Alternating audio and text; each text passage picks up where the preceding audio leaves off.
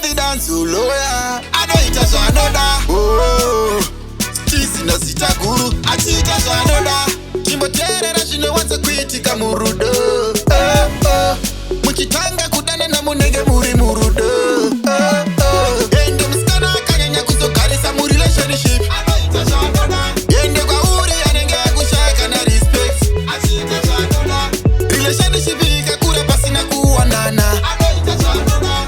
Anopedzisira ave kukuchita pamwe nekunyepa achiita zvanoda. Anozokujairira kwete kukujaira, chero ukamufonera anogona kumbokukatira paWhatsApp, anogona kukublutika achiita zvanoda.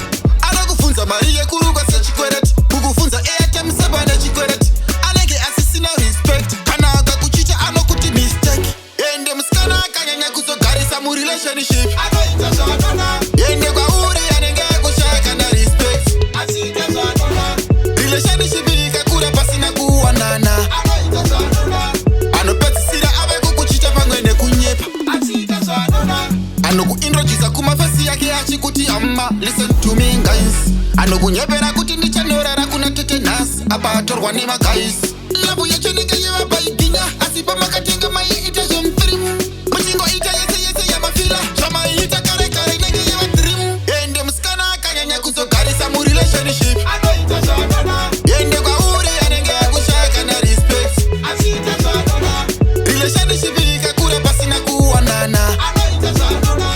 Anopedzisira ave kukuchita pamwe nekunyepa achiita zvanoda. Anozokujairira kwete kukujaira, chero ukamufonera anogona kumbokukatira paWhatsApp, anogona kukublutika achiita zvanoda.